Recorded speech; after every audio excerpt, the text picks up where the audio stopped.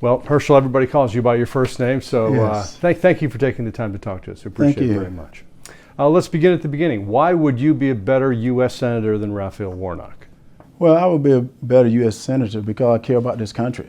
It seems that right now, Senator Warnock doesn't care about this country. They seem to be putting America second.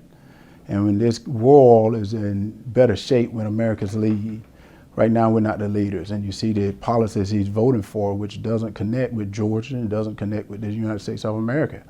And people don't want to admit that almost 98% he voted right along with Biden, and that's to get rid of our energy. We're not energy independent no more.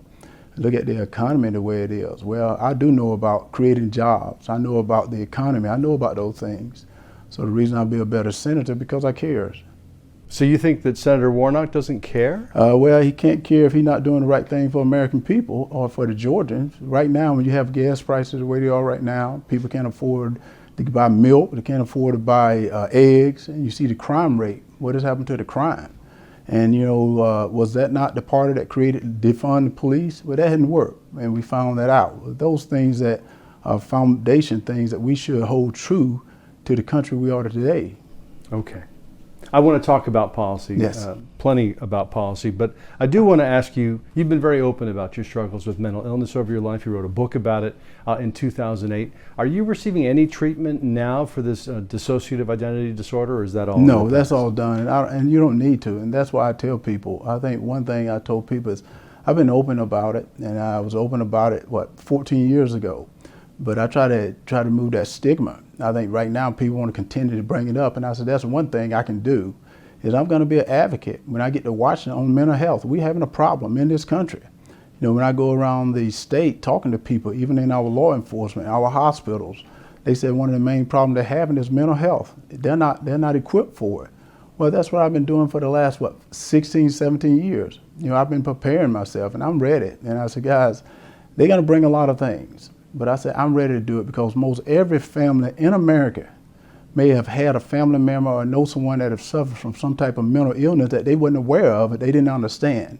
And that's what I want to do is help people, because they're going to help a lot of people out there that's suffering right now. Okay. Well, Agriculture Commissioner Gary Black is bringing it up, one of your Republican opponents in the primary. He says that if you win the nomination, you can't win in the fall because they're going to come after you with the allegations of domestic violence and all that sort of thing, that it, in his estimation, is disqualifying. How do you respond to you know that? what you respond to. When you're losing, you got to come up with something.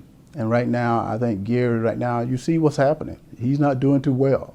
And so he want to come up with something. Right now, the best one for that Senate seat is Herschel Walker, and everybody knows that. The polls are showing it. My fundraising is showing it. Everybody is out there, and I think come May the 24th, people are going to let him know that. And I try to invite him also. I invited him to my celebration, not celebration party, but for the Republican celebration party, whether it was him or whoever win this seat. I said, guys, we got to come together. But it doesn't seem he want to be together because it's an ego trip. Well, there's no ego in my book. I've already won a lot of things. My thing is right now, this country is hurting. Georgians are hurting. And we got to come together to win that seat back because we got to get this country back together. Okay. He certainly does want to win. That's partly why he's bringing this up. But back in 2008, your ex-wife Cindy told ABC that you pointed a gun at her head and threatened to kill her. That's serious business. What should voters make of that? Well, what they should make of that is you got to ask Cindy today. She and I are the best of friends. And if it wasn't for her, I wouldn't be the person I am today.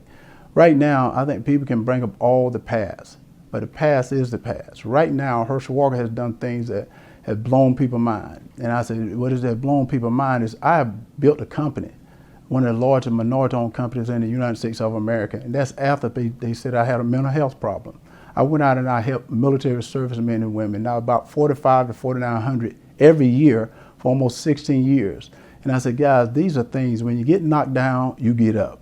And that's one thing I think a lot of my opponents don't realize, that you got to be willing to fight. You got to be willing to get knocked down. You got to be willing to take punches, and you got to be going forward. You got to keep moving forward. Well, they can't do it.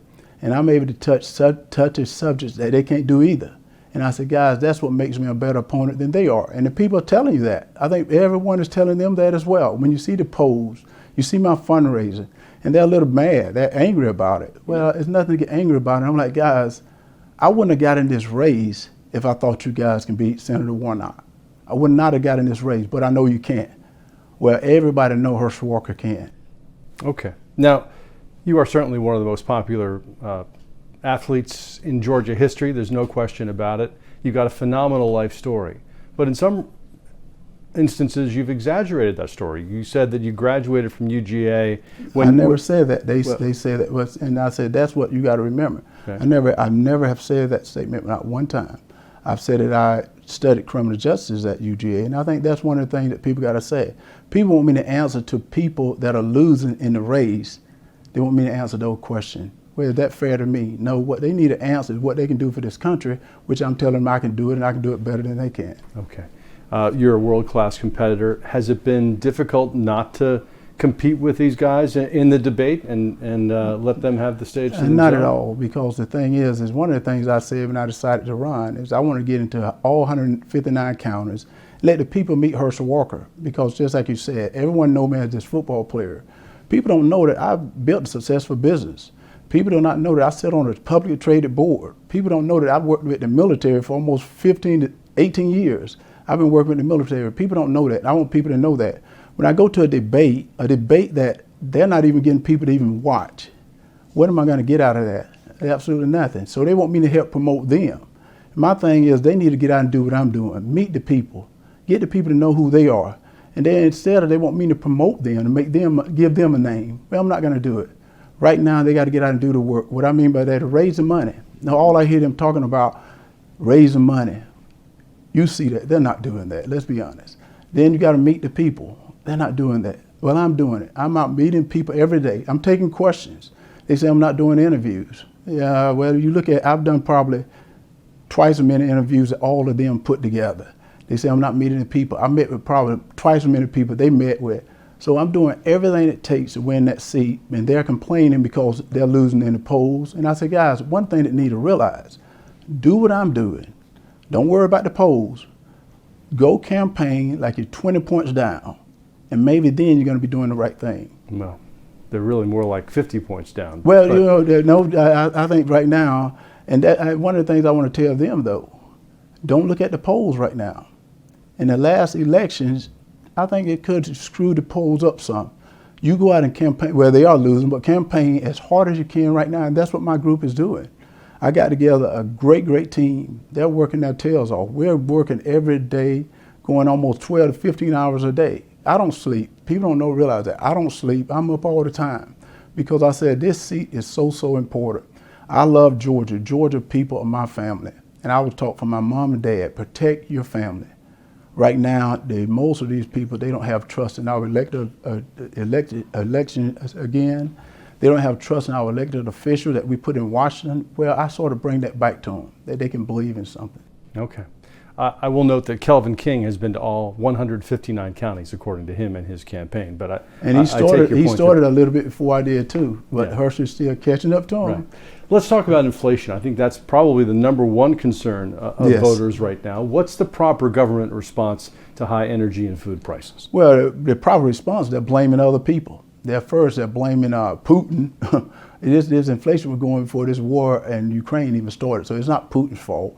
And then they blame the oil company like they're the one doing it wrong. No. We got to put the blame right back on this administration. The blame happened when he first got into office.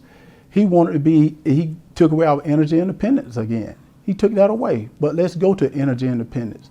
One of the things that they keep talking about is drilling. Well, people need to realize that we're one of the most environmental friendly drilling of anyone in the whole world. And 40% or more carbon is from these people that don't like us, that we're buying oil and gas from. They release more carbon into the air. And people talk about this Green New Deal all the time. We don't control the air, let's be honest. We don't control the air, but we got some of the cleanest air in the world is right here in the United States of America. So as we put money in cleaning our air up, our good air floats over to China, to India, who got bad air, who's not cleaning theirs up, that comes back over here. So all we're doing is throwing money at something that we can't fix. Until we can get those countries to clean their stuff up, it doesn't help us. What we need to do is take that money, put it in the border.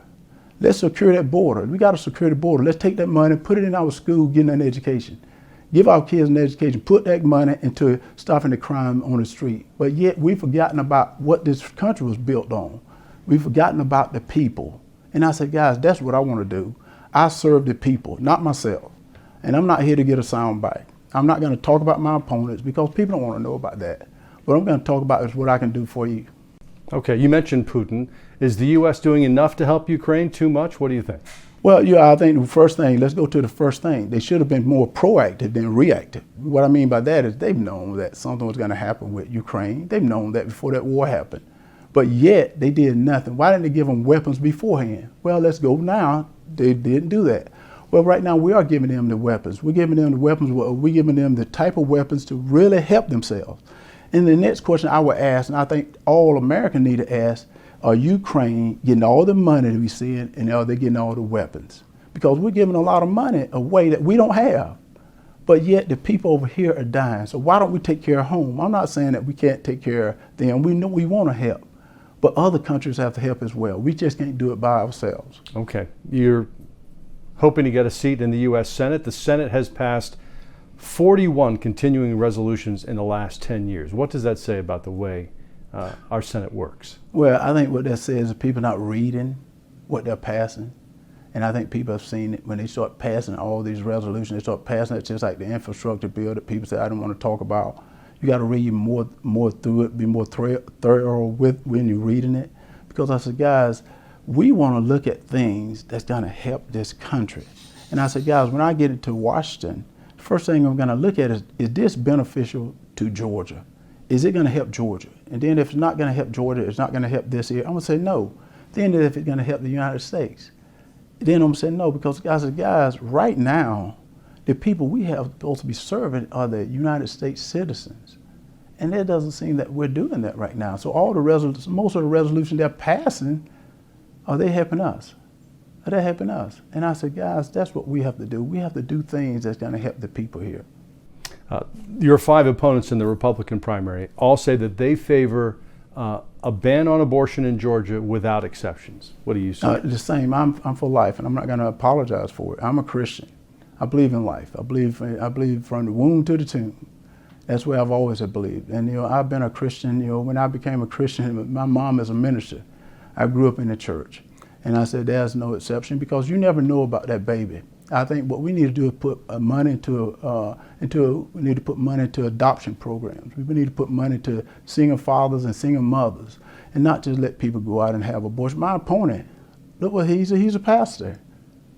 No one is questioning him about his belief on abortion. Well, he's been very clear. He calls himself a pro-choice pastor. Well, what is that though? What is a pro-choice pastor when in the Bible, is one of the 10 Commandments is thou shalt not kill? So did he believe in the 10 Commandments? Why is nobody not ever questioning him? Well, I think he is being questioned, and it's a very complicated issue. Obviously, there are many Christians in the United States. Have you asked him, does he believe in the 10 Commandments, thou shalt not kill? Of course. Yeah. You have? What did he say? I know that you acknowledge that this is a difficult issue. I mean, it's a very most people in this state identify as Christian. But it's a very touchy issue. Let me finish just for a second. Yes. I mean, I'm listening to you, and I totally get it.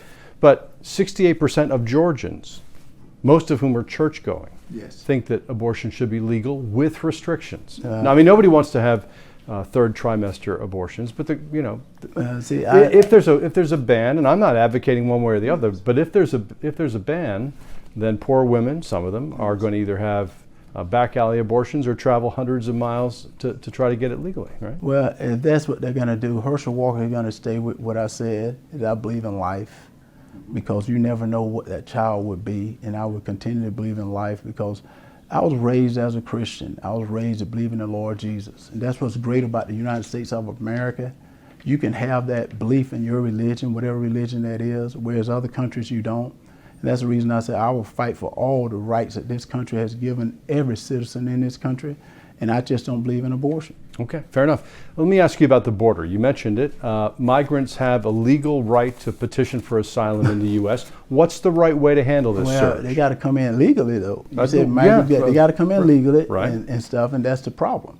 They're not coming in legally. And at the same time, remember all those congressman and senator went to the border, a couple of months ago, and they made a big stink about it. It was awful. It was so bad. Everybody was so bad. But what did they ever do? They did absolutely zero. We continue to just kick this can down the road. We've done it for years.